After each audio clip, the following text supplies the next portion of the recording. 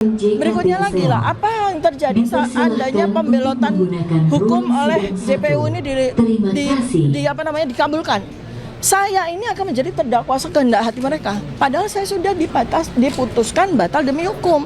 Bahkan tersangka pun batal demi hukum karena seluruh berkas perkara itu sudah diminta oleh hakim dikembalikan kepada penuntut umum. Rekan-rekan media semuanya dan seluruh masyarakat Indonesia dimanapun Anda berada, alhamdulillah pada hari ini sidang yang kelima sudah kami lalui, yaitu simpulan dari saya pihak kami sebagai pemohon, dan kami juga mendengarkan simpulan dari pihak termohon yaitu JPU ya. Nah, saya pertama-tama mengapresiasi dan mengucapkan terima kasih kepada Pengadilan Negeri Jakarta Selatan, terutama Hakim Tunggal ya, yang selama 5 kali sidang ini sudah memimpin sidang dengan sangat baik. Sidang berlangsung dengan lancar, ya, tidak terjadi perdebatan, dan itu juga yang diminta oleh beliau dari sejak sidang pertama. Itu kami apresiasi, sehingga kami sebagai pemohon juga mendapatkan waktu yang cukup, ya, tidak pernah dipotong, sehingga kami bisa menyampaikan apa yang perlu kami sampaikan, keberatan-keberatan kami maupun pertimbangan-pertimbangan kami itu dengan sangat baik. Demikian juga dengan kami juga menyimak dari apa yang disampaikan oleh termohon. Nah, pada simpulan ini saya ingin menyoroti pertama itu dari apa yang disampaikan simpulan oleh termohon ya. Jadi termohon tampaknya memang kalau dalam bahasa Belandanya itu kopoh ya. Jadi kopoh itu keras kepala begitu ya. Seakan-akan menyatakan ya pada simpulannya tadi kami dengar bahwa amar putusan itu dianggap mereka tidak ada. Amar putusan yang jelas-jelas menyatakan bahwa hakim itu sudah memerintahkan untuk mematuhi pasal 75 ayat 2 dan 3 dan pasal 206 seandainya mereka memang tidak sepakat atau tidak menerima. Itu betul-betul mereka belot gitu ya. Artinya mereka benar-benar tidak mengakui itu. Dan bahkan tadi kalau saya mendengar simpulan di termohon itu tetap mendasarkan kepada P21. Jadi mereka itu membawa kepada seakan-akan sidang itu tidak pernah terjadi gitu loh. Sidang yang terjadi di PN Jakarta Timur 4 kali sidang dengan beban biaya begitu besar dari negara itu dianggap oleh jaksa itu seakan-akan nggak ada. Bahkan amar putusan pun juga dianggap oleh mereka seakan-akan tidak ada. Mereka menyiratkan bahwa ini kembali lagi ke P21. Padahal ini kita sedang menghormati sebuah peristiwa, sebuah proses hukum, prosedur hukum yang betul-betul kita menghormati apa yang ada di KUHP, apa yang ada di KUHP. Ya, dan saya terutama sebagai dalam hal ini mantan terdakwa dan mantan tersangka, bukankah seluruh masyarakat Indonesia, para media juga lihat ya bahwa sejak awal 11 Mei 2025 dan seterusnya saya menjadi saksi, terlapor, tersangka, saya wajib lapor berkali-kali, berbulan-bulan. Kemudian saya didudukkan dalam kursi terdakwa, saya selalu patuh. Tidak pernah saya mangkir dan sebagainya. Dan kemudian apa yang ditetapkan oleh hakim pada PN Jakarta Timur juga kami patuhi. Kami sudah bersiap-siap seandainya memang kejaksaan JPU dalam hal ini akan membawa perkara ini kepada pasal 206, artinya membawa banding ke pengadilan. Kami sudah siap. Tapi malah mereka sendiri yang mengingkari apa yang sudah mereka jalankan. Apa yang kita sama-sama jalankan itu mereka ingkari sendiri dan seakan-akan menafikan atau mengabaikan. Terjadi sekali lagi ignoratio legis ya. Seakan-akan tidak ada sidang. Seakan-akan tidak pernah ada sidang di PN Jaktim dan mereka kembali kepada P21. Mereka kembali menyebut-nyebut tentang tentang tersangka ya. Kemudian mereka kembali lagi menyebut tentang bahwa pelimpahan berkas P21 itu sah dan sebagainya. Mereka kembali menyebut kepada apa yang menjadi wilayah dari Polda Metro Jaya ya. Dan jadi artinya seakan-akan bahwa semua proses yang sudah terjadi selama berbulan-bulan ini dianggap tidak ada. Bahkan kalau memang mau dibawa ke situ ya kami sendiri sudah menyatakan bahwa itu sudah terjadi sehingga kami tidak merapitkan gitu. Jadi saya dan advokat kami itu bersepakat untuk tidak memprapitkan soal kami dinyatakan sebagai tersangka. Padahal itu sebenarnya cacatnya tuh banyak. Cacat prosedur maupun cacat berita acara tuh cacat hukum acara tuh banyak sekali gitu loh. Kalau mau remind ya, P21 terjadi ketika P19 itu terjadi pada 100 hari lebih. Itu sudah menggagalkan dari penersangaan saya sendiri gitu loh. Tapi malah mereka mengutak-ngatik kembali ke soal itu.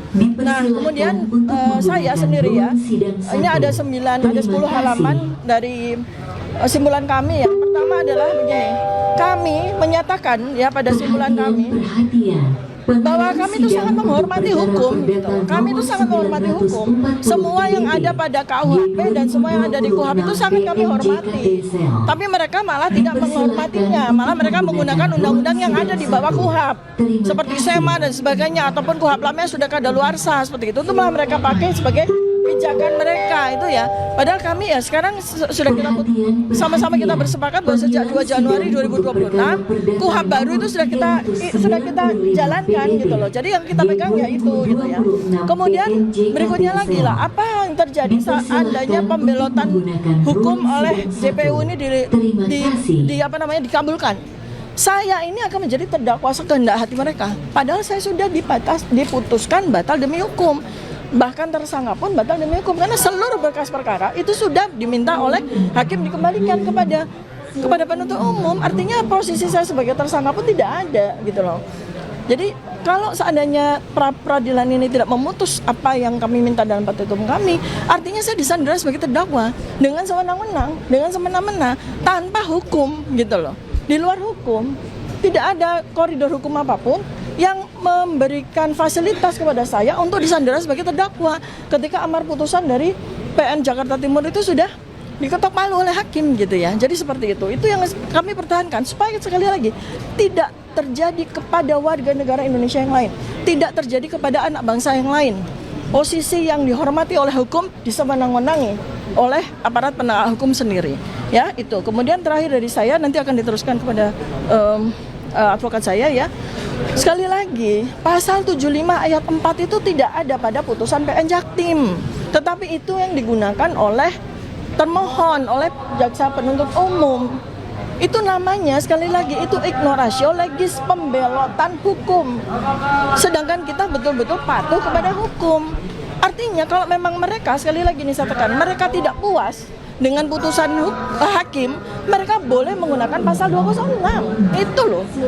Kenapa mereka tidak, yang menjadi pertanyaan kami adalah mengapa mereka bersikeras tidak mau menggunakan pasal 206. Itu kan aneh ya, padahal itu fasilitas loh kalau mereka tidak terima. Sedangkan kami malah tidak diberikan fasilitas tersebut ya, kami terima aja gitu kan.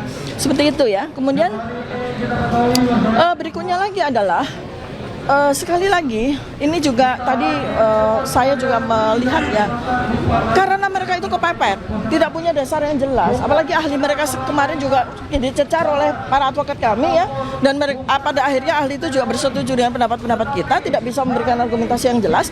Sementara ketika kami menghadirkan saksi dan ahli, mereka juga tidak punya hak jawab, tidak menggunakan hak jawab mereka. Artinya mereka bersetuju dengan apa yang disampaikan oleh saksi dan ahli kami, kan seperti itu. Tidak ada pertanyaan sama sekali, tidak ada perlawanan sama sekali terhadap apa yang disampaikan oleh saksi dan ahli kami. Artinya mereka bersepakat dengan apa yang disampaikan oleh saksi dan ahli. Kan itu udah jelas ya. Nah, mudah-mudahan sekali lagi ini saya berdoa, kami berdoa dan mohon doanya kepada seluruh masyarakat Indonesia bahwa untuk kesekian kali kita bermohon kepada Allah Subhanahu wa taala agar hukum betul-betul bisa tegak berdiri dengan seadil-adilnya dan sebenar-benarnya di tanah air kita tercinta ini.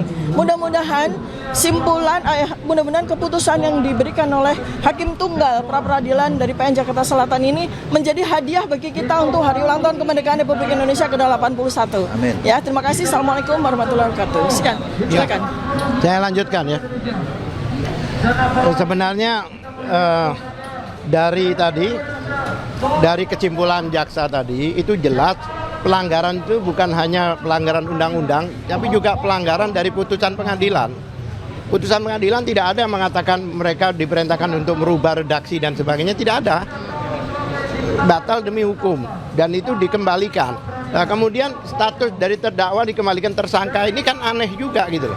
Ya berarti persidangan ini dasarnya apa gitu. Yang kedua itu, kalau memang itu tersangka berarti harus dari awal, apalagi dengan nomor perkara baru, itu harus dari awal gitu. Jadi bukan di tengah-tengah tiba-tiba. Ya seperti saya katakan, ini kan sudah terdakwa kembali lagi tersangka. Berarti kesimpulannya apa? Mereka tahu persis bahwa dakwaan yang kedua ini terpisah dengan dakwaan yang, kalau yang diperbaiki kan dakwaannya yang diperbaiki. Kenapa kembali tersangka gitu? Ya kan? Berarti kan di dalam dakwaan itu isinya tersangka, bukan terdakwa lagi kan? Ya itu. Kemudian juga banyak hal yang tadi itu diputuskan sama kesimpulan tadi, itu diantaranya yaitu seolah-olah bahwa jaksa itu memberikan kewenangan terhadap mereka. Benar tidak ada. Mereka memberikan otonom, itu hak kami.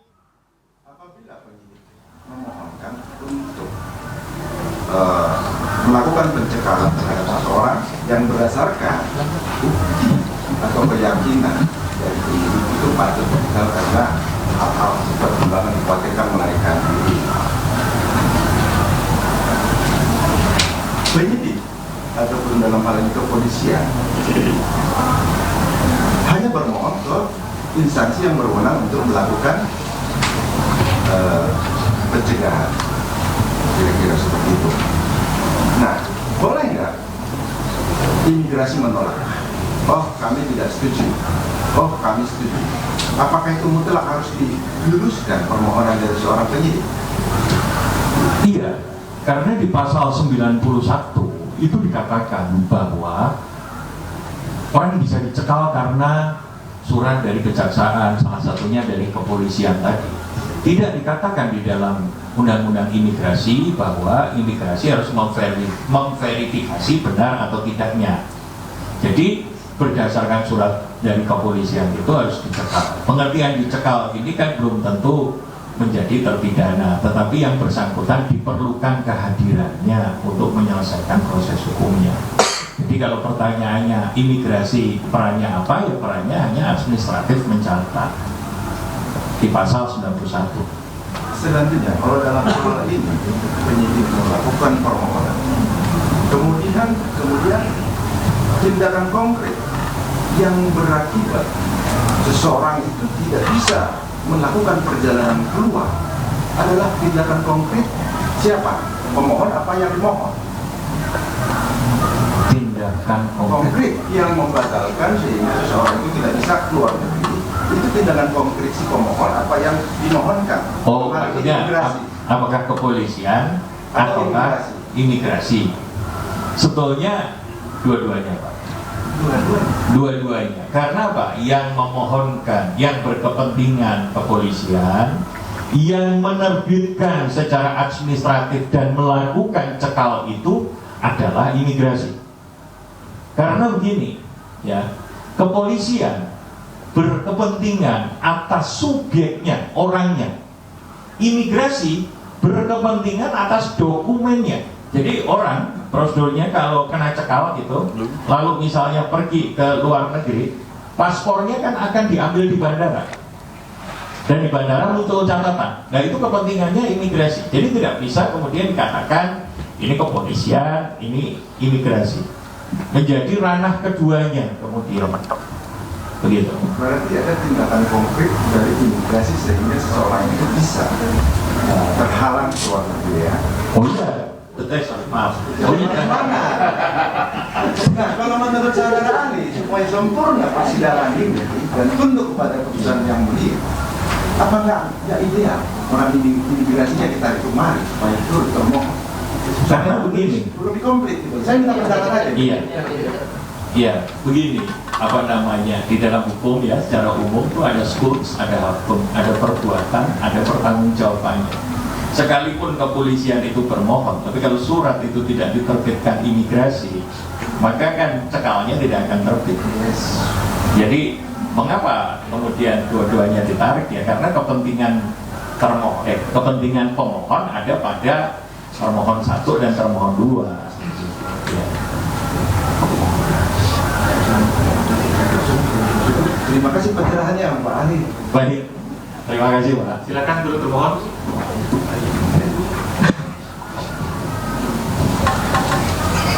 Terima kasih ya Bu ya. Saudara ahli, saya ingin bertanya terkait asas numerus clausus objek pra-peradilan di pasal 158.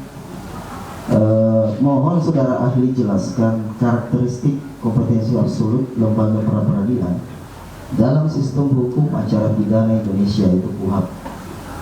Dalam hal ini KUHAP baru, apakah objek pengujian pra-peradilan sebagaimana dirumuskan dalam pasal 158 Undang-Undang 20 tahun 2025 junto putusan MK nomor 21 tahun 2014 itu bersifat enumeratif limitatif atau numerus clausus atau tertutup, ataukah membuka ruang perluasan tafsir atau atas? Membuka ruang perluasan tafsir dari dulu dibatasi bukan, dari dulu dikatakan upaya, pengertian saya dulu ini tahun 81 ya, dikatakan pra peradilan itu untuk menguji prosedur formal upaya paksa. Kemudian upaya paksa, kemudian di dalam perkembangannya kita masih ingat beberapa putusan pra peradilan yang tidak menguji upaya paksa, misalnya menguji kecukupan bukti di pra peradilan, dan itu pernah diterima gitu ya. Nah, artinya kalau ditanya dalam sejarah membuka ruang tafsir enggak? Ya membuka. Kemudian ruang perluasan tadi yang dibuat selama proses KUHP tahun 81 tadi sebagian juga sudah diakomodir di dalam KUHP tahun 2025 gitu. Misalnya cekal itu secara eksplisit kemudian sudah disebutkan di dalam KUHP tahun 2025 gitu. Jadi kalau pertanyaannya ruang itu tertutup apa terbuka? Terbuka. Yang di pasal 158 tadi itu. Iya, karena peradilan itu tidak boleh tertutup, Mas. Walaupun sudah ditentukan di pasal 158 itu objek peradilan ada beberapa poin di situ, berarti bisa dibukakan tanpa batas dari pasal 158 itu. Yang menentukan majelis hakim karena kan ada asas jus curia non fit. Walaupun undang-undang sudah mengatur, tetap ditentukan sama hakim. Betul, karena hakim kan punya kekuasaan kehakiman. Oke. Kemudian pertanyaan saya terkait pencekalan. Saya tadi menyimak ada beberapa pertanyaan masalah pencekalan. Kalau misalkan dalam suatu petitum pemohon memohonkan bahwa pencekalan ini terkait permasalahan pencekalan, tetapi di petitum lain ada juga pernyataan bahwa pencekalan itu telah daluarsa atau sudah gugur dengan sendirinya karena habis waktu. Yang saya tanyakan kira-kira bagaimana implikasi hukumnya dan rasio disidendi hakim nanti untuk memberikan pertimbangan terkait permohonan pencekalan itu. Nah, kalau rasio desidendi jangan tanyakan saya, Mas. Namanya saja rasio desidendi. Saya menanyakan pendapat saudara ahli. Kira-kira kalau saudara ahli, kalau ada petitum seperti itu, kemudian di petitum lain menyatakan bahwa pencekalan itu sudah daluarsa, sudah habis waktu, terus dimohonkan, yang nyata-nyata itu sudah tidak ada, dimohonkan, kemudian dimohonkan di dalam suatu permohonan pra peradilan, kira-kira bagaimana implikasi hukumnya atau bagaimana rasio disidendi pertimbangannya nanti untuk memutuskan itu, Pak? Gini deh, saya menghindari